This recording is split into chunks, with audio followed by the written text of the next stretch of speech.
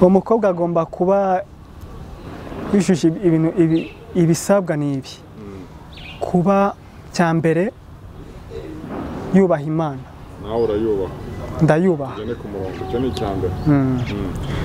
Cya kabiri ni uko afite urukundo rw'ukuri rutari nawe urarufite? Ndarufite. Bagiye. Cya gatatu umukobwa akaba ari umudiaspora. Umudiaspora?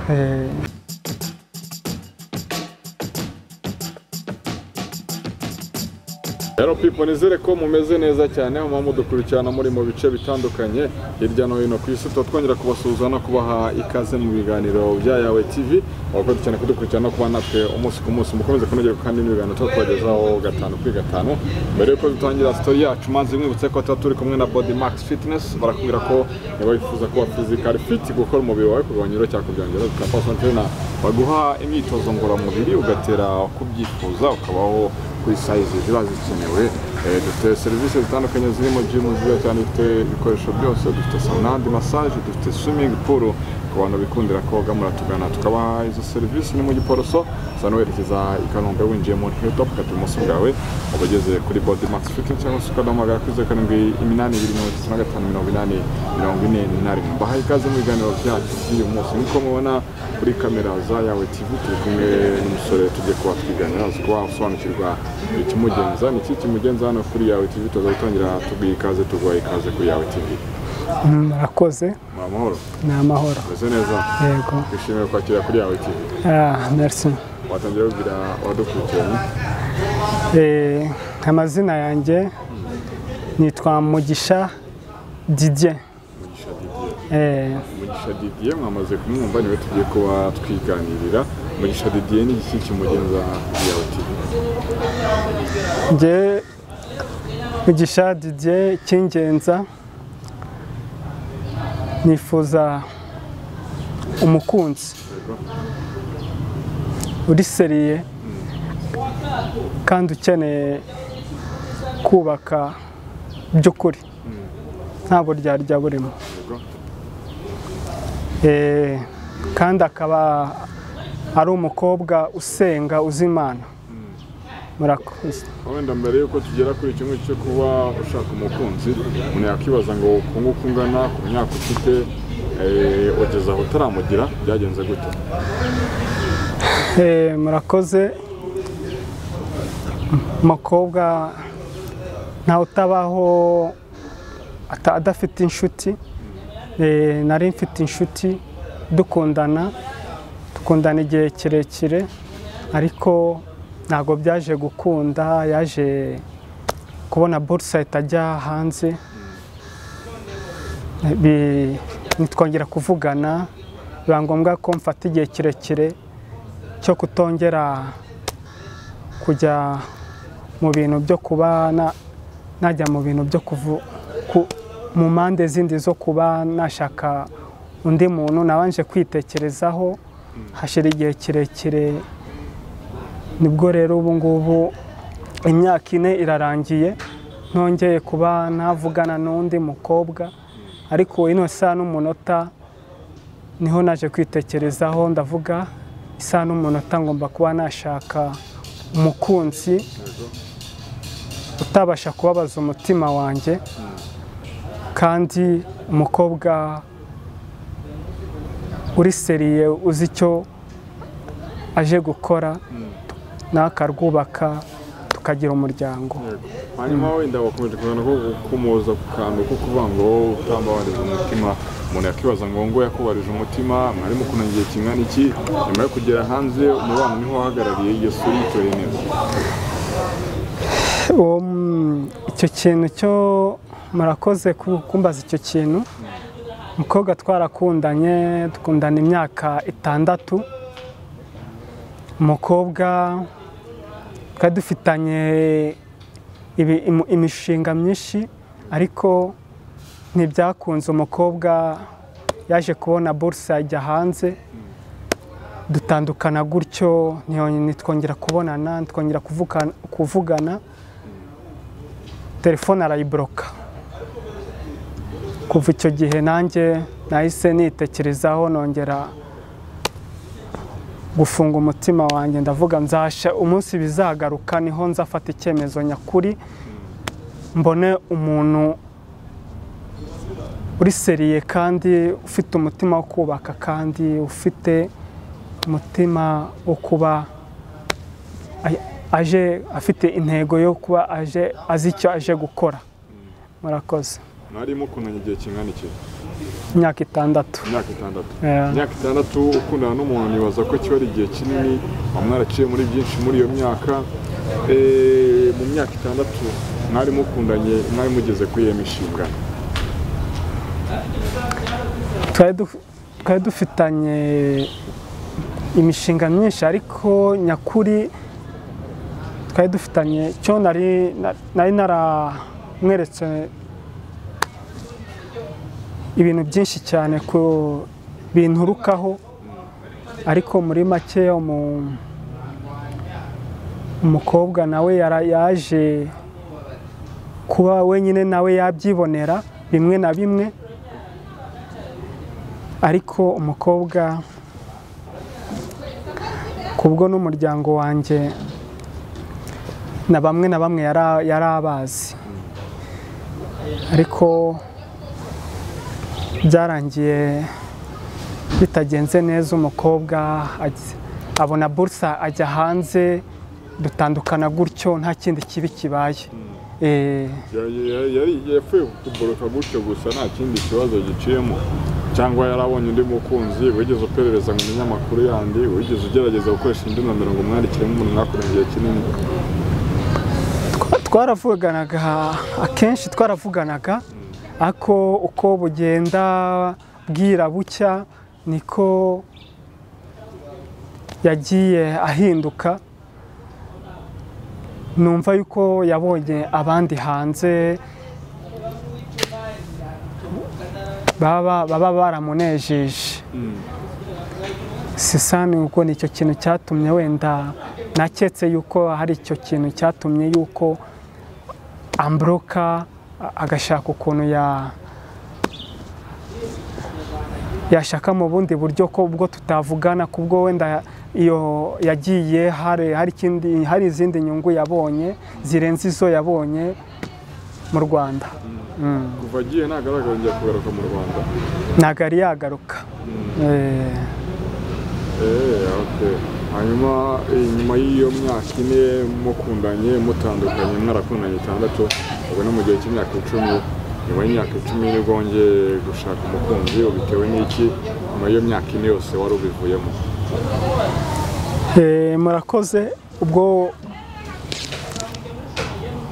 n'iyo myaka yose nihaye imyaka 6 ishize nkaba nongeyeho indi myaka hafi 4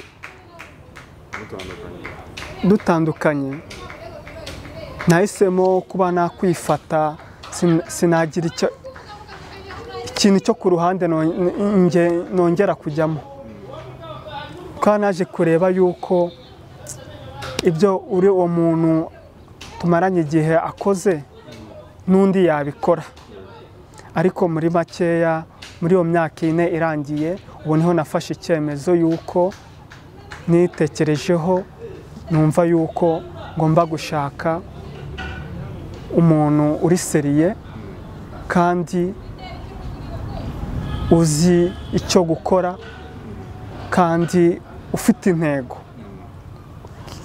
ikindi akaba nasenga by'ukuri nta buryarya.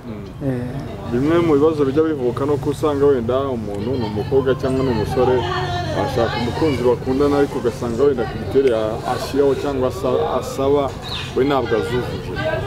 Umuntu yakibaza ngo wowe kuri izo kriteria urimo gusaba zose warazujuje?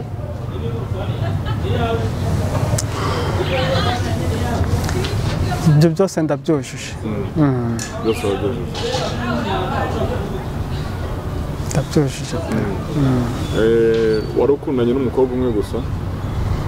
No umwe kabisa nta wundi.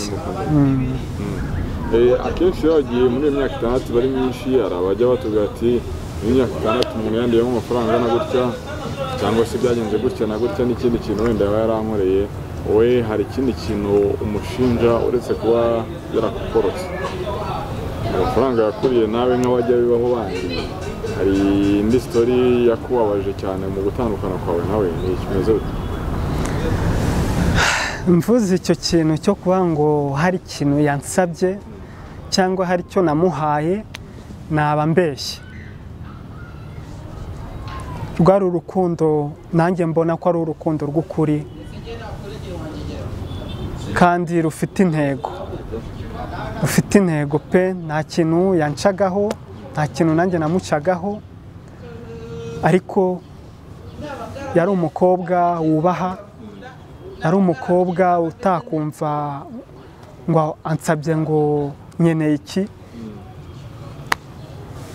ariko muri makeya nkanjye nk'umuntu nkibwiriza nkagira icyo mugenera ariko ntabwo nta kintu yigeze ansaba cyangwa tugira icyo dupfa oya utekereza ko yahinduwe n'ikize ko wumva urimo kumushima umukobwa niko yambereye w'ingenzi mu buzima nacyo cyanatumye mfata n'icyemezo cyo kubana nakwitekerezaho igihe cyose nyine harimo baza ngo umuntu wumva ushima gutyo kuki nyine wumva yaragiye yatewe n'iki kugenda wumvaga nyine yari nta makemwa tekereza ko yahinduwe n'iki kugera aho uwo muntu ushima gutyo akuboroka uwo mukobwa igituma yagiye ziriya urumva yabonye buruse aragenda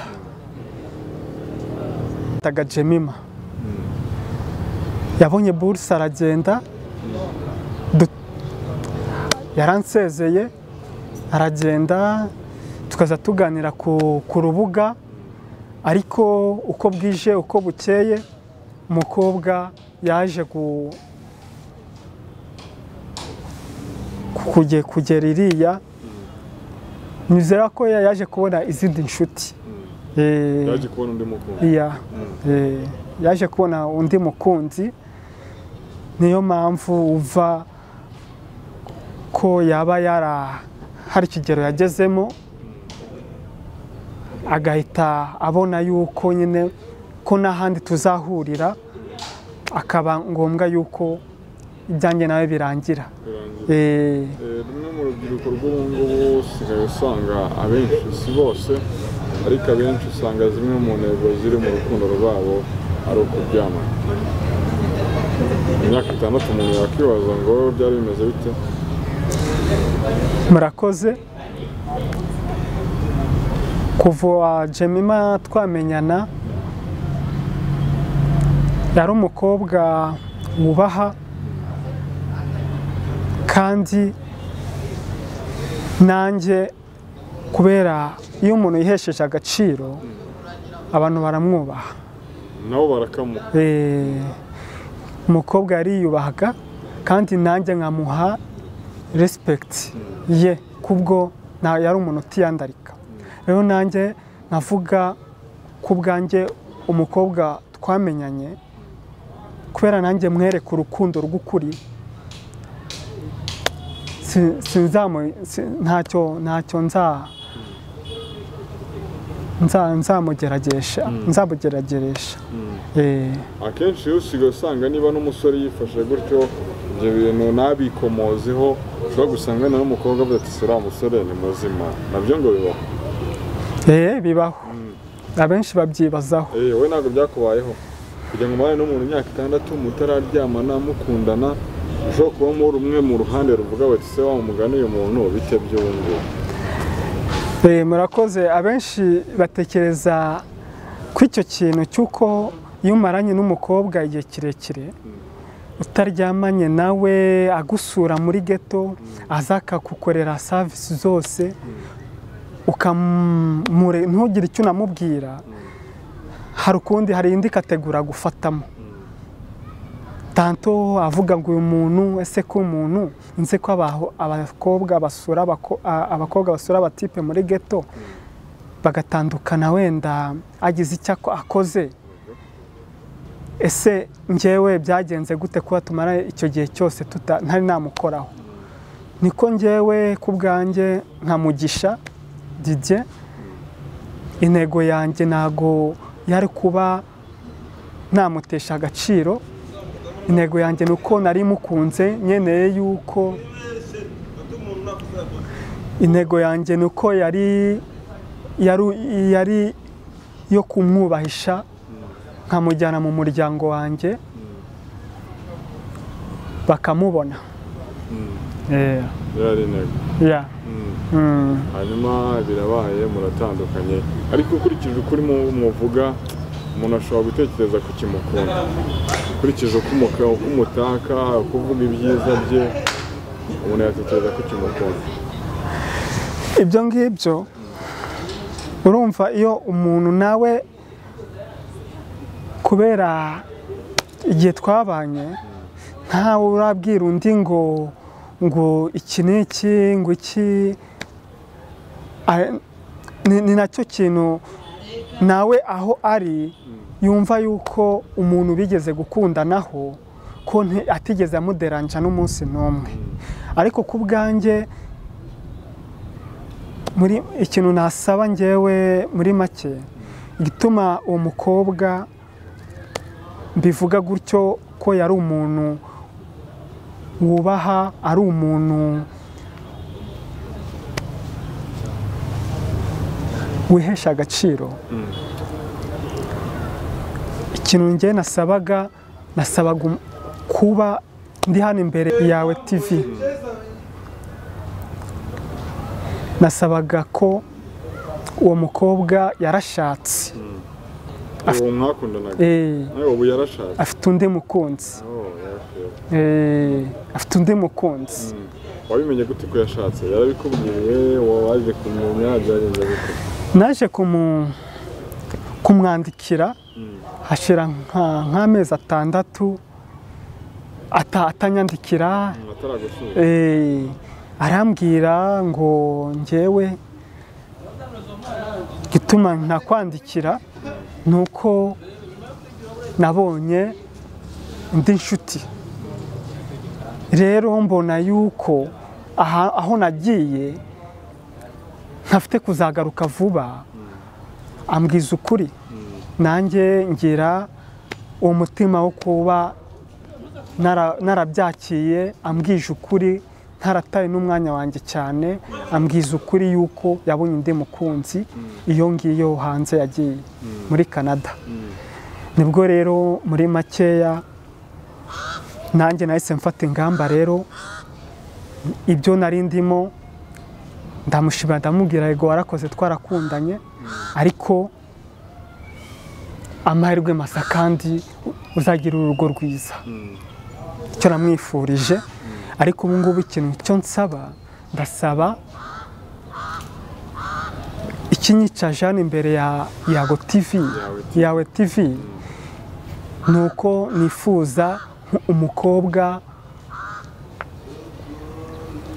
wujuje ibisabwa nk'ibyo uwo mukobwa twakundanaga, imico yari afite myiza. Kuvuga ko se hari igihe bigorana kuba wabona umuntu uhuje n'uwo wari ufite, ni ngombwa ko wahuje n'uwo nguwo, cyangwa uwo nguwo imico yari ifite wabonaga ari perfect ku buryo undi nubwo waba bahuje ntacyo byari bitwara? Uwo mukobwa igituma mvuze gutyo ni uko yakibaza ngo ni nawe aje afite imico nk'iyo afite nawe bikazarangira agiye nk'uko yagiye, ko ari urimo gukompara. Uwo mukobwa njye yamvuye muri njyewe, yamvuyemo, yavuye mu bitekerezo byanjye, kubwo yambwije ukuri yuko yabonye undi muntu w'agaciro kuri we. Ariko kuri njyewe nasabaga yuko bimfashije uko nabonye uwo mukobwa, uko twanahuye turamenyana, nsanga imico ye nyishimiye. Ariko nasaba yuko undi muntu nahura nawe, umuntu usenga, umukobwa wubaha, kandi umukobwa ufite urukundo nyakuri rutari rw'uburyarya, ukeneye kubaka. Bize ko urashaka umukobwa mukora ubukwe ukubaka? nkamugeza mu muryango wanjye. Akaba aturuka he? Umukobwa akaba aturuka akaba ari umudiyasipora. Mu diaspora. Icyo ushaka mu diaspora? Urumva igituma mushaka niko mbona abanyarwanda b'iki gihe hano hagati hano mu Rwanda basigaye batwika cyane.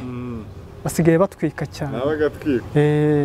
Ugasanga rero izo show izabari gutwika cyane, ukavuga ninjya kumushaka bizagenda gute, uyu azankoroga. Rero biba ngombwa yuko ngewe ko naje kureba yuko muri nge haje igitekerezo cy'uko mu diaspora ngomba kuba nakundana n'umukobwa wo mu diaspora. Kandi abakobwa ba diaspora bagira urukundo cyane. Ariko niko bataba bafite umuntu urubaha by'ukuri. Ariko ngewe nemeye ko umukobwa wo mu diaspora ngomba kuba nakundana nawe. Nawe ufite urwo kumuha? Nanjye mfite rwaranyisha ahubwo. Akenshi rero haragiye iyo umuntu avuze ngo arashaka mu diaspora avuga ati se wa mutipe we yasi ibiceri yishakira. Uyu muntu wo hanze so kuba iryo dolari yararyujuje se cyo ushaka? Oya, ntago ndi muri abo. Ngewe niba niyemeje kubanje kuri channel nje mbabaye kandi ngewe nje kubana amarangamutima yanjye nje kuyasohora kubwo umukobwa uzagira amahirwe yo gukundana nanjye azaba afite amahirwe 100%. Ubishingira kuki? Kubw'urukundo rwanjye uko numva n'ukuntu nzanamufata nibuza azabibona twaramenyanye. Ubwo akenshi impamvu nari mbikomoje nuko akenshi usanga wenda abasore benshi zimwe mu ntego turavuga reka ndi umukobwa amafaranga, abasore bameze gutyo bo n'ubuhe butumwa bagenera? Hari ikiganiro nabonye kuri channel yanyu yawe TV cyarambabaje cyane cy'umurundi wakundanye n'umudiaspora. Umukobwa yamweretse urukundo rw'ukuri. Umukobwa niwe bariye amafaranga, niwe wamuriye amafaranga? Iya, barakundanaga. Ariko umukobwa arya umutipe amafaranga. Umukobwa n'umuhungu bakundana, ariko umuhungu we ntago yarafite intego yo kuba yakunda umukobwa. Oya, ahubwo umukobwa niwe wakundanaga umusore niwe wajya gumuha amafaranga. Umukobwa niwe woherezaga umuhungu amafaranga. Umuhungu niwe wayoherezaga? Umuhungu yego niwe woherezaga amafaranga. Umukobwa birangira ashatse mu ndi. Ariko urumva nk'icyo kiganiro urumva ko cyaranababaje cyane kandi niyo mpamvu iyo ufashe umwanya ukaza hano imbere ya channel uje kwereka amarangamutima yawe ugomba kuba uri seriye. Rero ngewe ntago ndi muri abo bo kubana nk'uwo muntu wakoze ibyo bintu by'amarorerwa, kandi umuntu uri seriye kandi ukeneye kuba afite intego yo kubaka biri seriye. Kandi ngewe intego yanjye ni ukumwereka umuryango wanjye bakamumenya, ibindi bikaza nyuma. Ariko umuryango wanjye umuzi. Ibintu byose iyo warabiteguye ufite ubushobozi bwakora ubukwe, ufite ibikoresho byose ku buryo uvuga uti ndabona umukunzi gusa ubukwe nkabukora? Ngewe nta kibazo, ngewe magaze neza, nta kibazo. Konti imeze neza? Nta kibazo. Hano wabyumvishe rero ko konti ibihagaze neza y'uyu musore, umukobwa wumva yujuje ziriya kriteriya yamubwiye, ari mu diaspora, aturuka mu kihe gihugu cyangwa igihugu ntabwo ari ngombwa, bakora mu diaspora gusa? Urumva yaba aturuka mu gihugu icyo ari cyo cyose, ariko ari mu diaspora. Ntacyo byaba bitwaye. Umukobwa wumva yujuje izo kriteriya zose arandika tukamuhuza n'uyu mugabo ufite gahunda yo gushyira mu rugo rwose, agomba kuba ari seriye uwo mukobwa. Umukobwa agomba kuba wujuje ibisabwa ni ibi kuba cya mbere yubaha Imana. nawe urayubaha? Ndayubaha. Tugende ku murongo, icyo ni icya mbere. Icya kabiri ni uko afite urukundo rw'ukuri rutari. Nawe urarufite? Ndarufite. Wagiye. Icya gatatu ni uko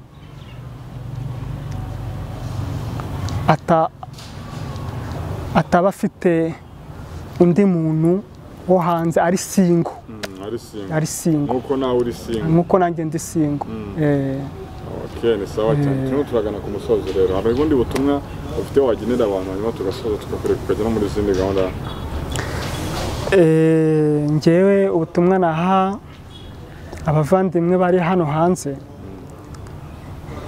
kuvuga ngo uje imbere ya cano, ngo uje kugira icyo utangariza abantu bari hano hanze. Njyewe ikinzanye ndagisoje, nuko nari nkeneye umukunzi uri seriye kandi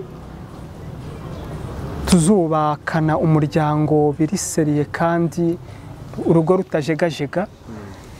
Kandi ayo mahirwe ku muntu uzagira amahirwe yo kuba tuzaba twamenyanye, afite amahirwe 100% yuko ibyishimo bye bizahoraho igihe cyose. Wakoze cyane kutuganiriza rero no gusangiza abantu cyangwa se kubaha ubwo butumwa wari ubafitiye, ubwo wumva yakora yujuje ibyo ngibyo uba wasabye, ngomba guhura mukamenya na biruse. Wakoze cyane kutuganiriza.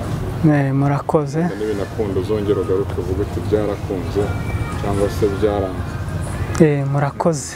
Murakoze cyane gukurikirana Yawe TV, mukomeza kunogerwa n'ibiganiro tubagezaho umunsi ku munsi. Amahoro y'Imana abane namwe.